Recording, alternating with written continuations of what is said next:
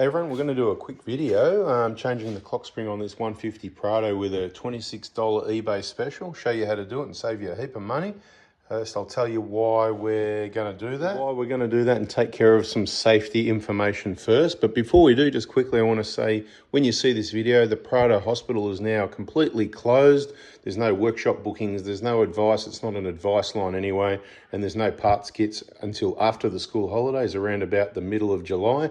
It's now family time, so please don't send any text messages for anything. If you're an existing client, you can use the VIP group.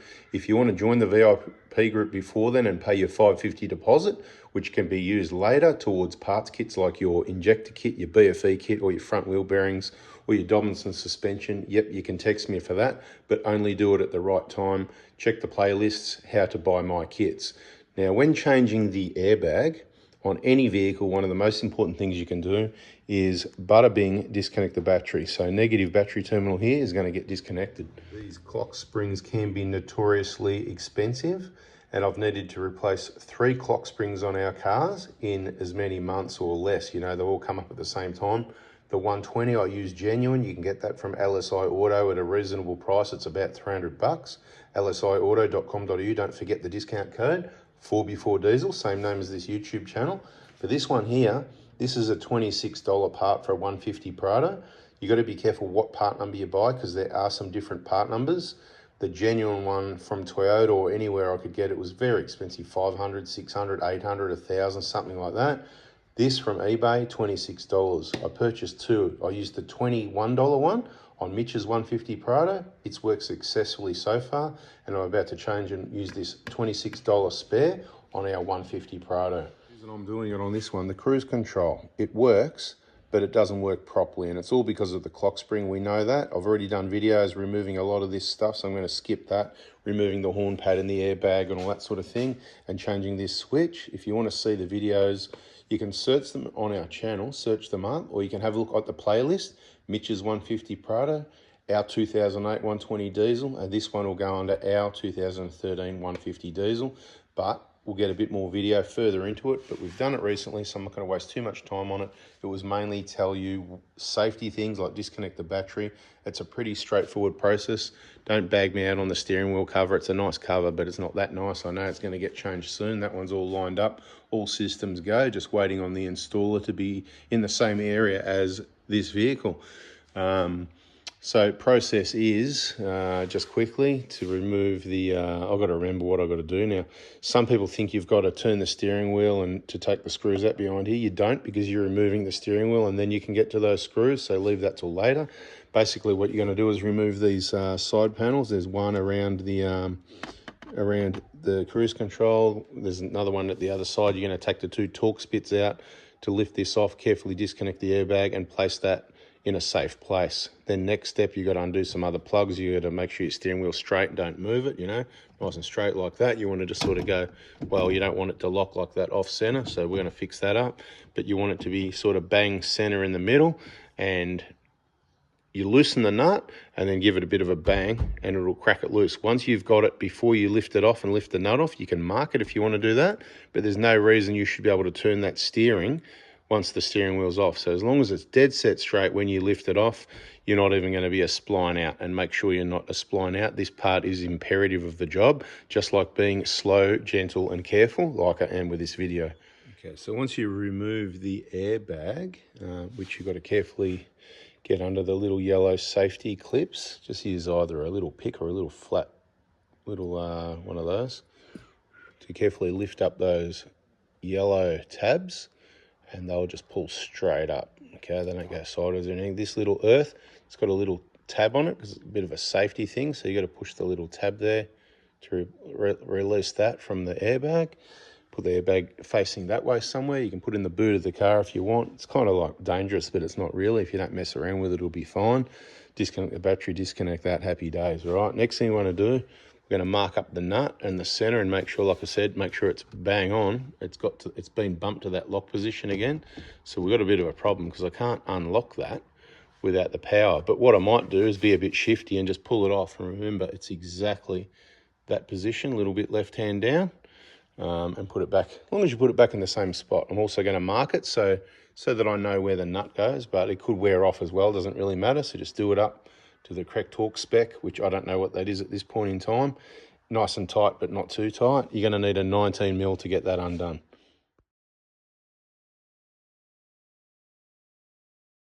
These steering wheels are notoriously not hard to get off. So you can see I've cracked it loose, I've marked it. That's one turn, 1 and a bit turns literally, and I gave it a bit of a bang with the palm of my hands each side like that, and it has come loose. Now it's time to take a photo, take note exactly the position of the steering, because I'm doing something that I've never done before, and rather than straightening it up, reconnect the battery, unlock it, straighten it up, I'm going to go, you know what, it's a smidgen down, it's like, I know exactly where it is.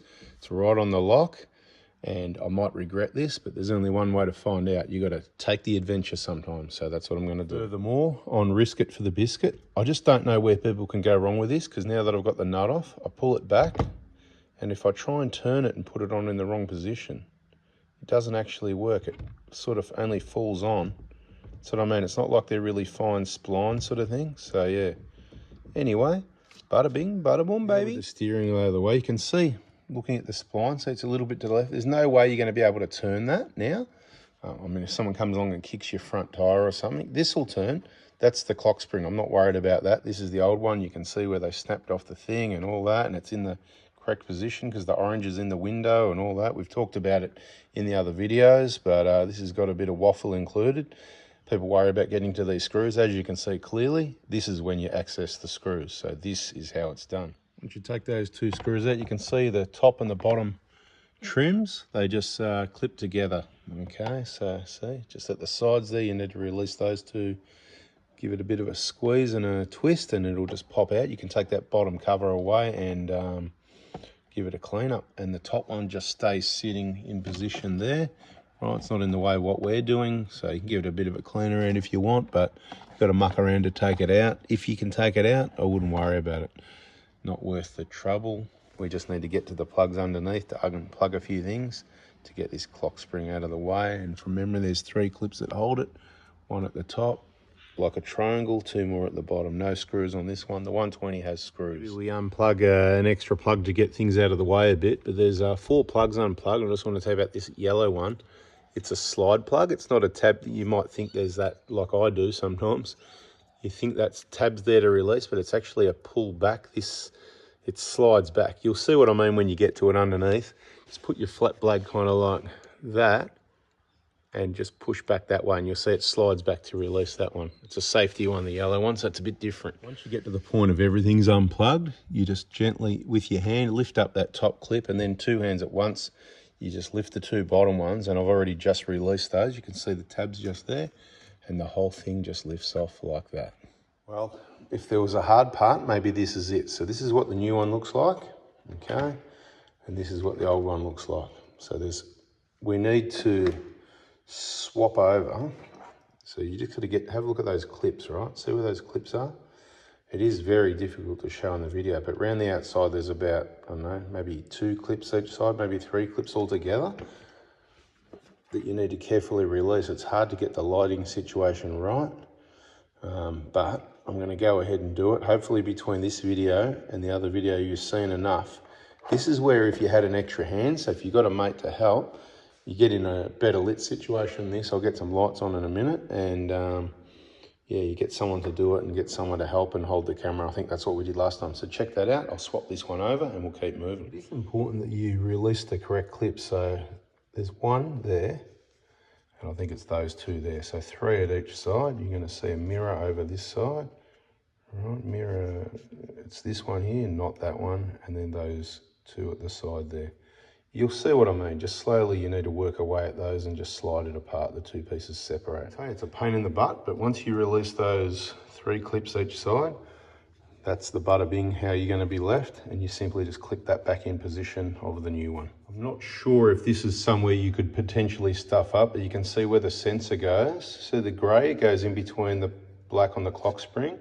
You could spin that 180 out. I'm not sure if that's a problem or not, whether the sensor sort of, there's a word for it, you know, it doesn't matter what position it's in, it's going to work it out. But I'm thinking whatever you do, don't spin it while it's separated. And I've just clip straight in. So it's time to reverse order, put it all back together. It's the right part. It should just literally slot into place. You can see those locating tabs at each side, and just literally just clip in place like that. Make sure it's secured at all three areas there at the top. Make sure all your plugs all plugged in with a nice big click to make sure they're all clacked all the way in and nothing's going to come undone. We don't want things coming undone later and having to come back into the job again. Make sure everything's clean and neat, tidy. Remember the reverse order properly. Just sit that on top. It clips in, and there's a little clip that holds it on top, and then line up the sides, and you should get the sides and the front to just clip together, and then put your 2 screws in. At this point, generally, if no one's messed with it, you should be able to see the orange through the sight glass. You've got to put the steering wheel back on, so it's time to just break that off. That might actually just pull out that one, but I don't know if I want to pull it out, because I don't know if they're meant to come out. But anyway, there it is. It's come out, that one. Normally they break off. Hopefully that doesn't cause problems, but the idea is to stop that from spinning where it's not meant to, and I think it's done its job. Yeah, normally they just snap off, right, and that little piece stays in there, so don't be concerned about that. Just this time it didn't, because that's what you get for 26 bucks, I guess. Let's see how it goes. It's obvious to me that you've got to put these wires through that hole there in the top of the steering wheel, and this one will get plugged back into there for the cruise control and the horn. Looks like we've got a spare there, so this clock spring might even suit a GXL. Because remember, this is a GX, last of the best in a GX. What else would you want? But notice the steering wheel, same position, a little bit high, a little bit low. I'm not too worried about the splines and you getting that wrong.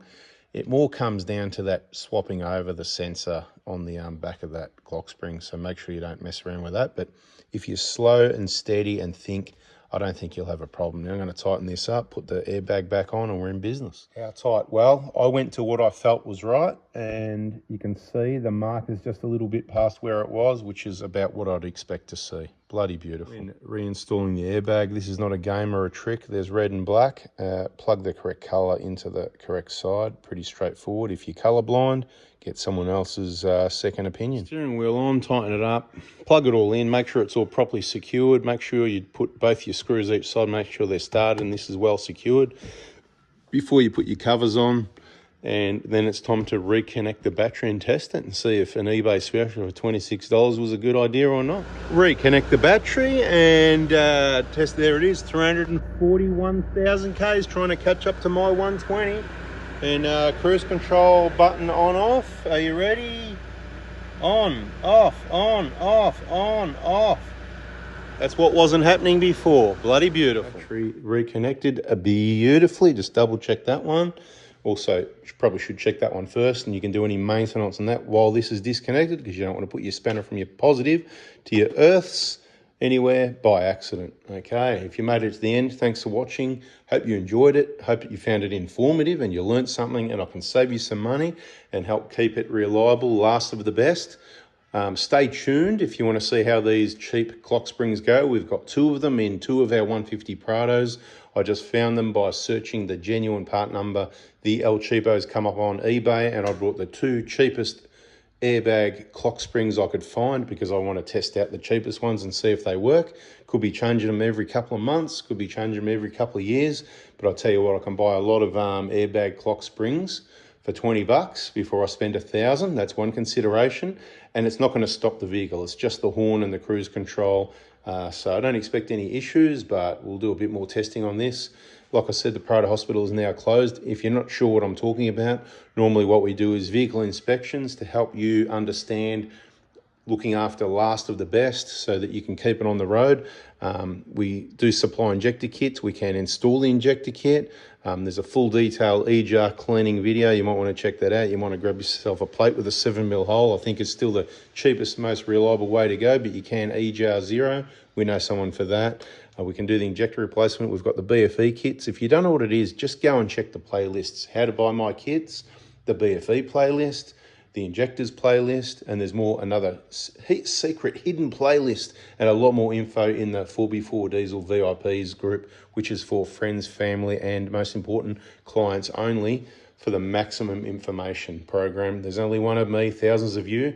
Please understand, watch the videos, follow the Prado Hospital Facebook page so that you make all the right moves and none of the wrong ones, and we can all Keep these 1KDs going forever together. Bada bing, bada boom. Catch you on the next one. See ya. Oh, and lastly, the old clock spring. All the tools used for the job. 19mm socket, pretty easy. You don't need heavy duty. Something to mark it. A Phillips head for those screws. Torx bit. This is a 30, but it's meant to be a 35, but I didn't have one here. 10mm for the battery. Couple little pop this off and that. And there's the old plug. That's it. Bada bing, bada boom. Catch ya.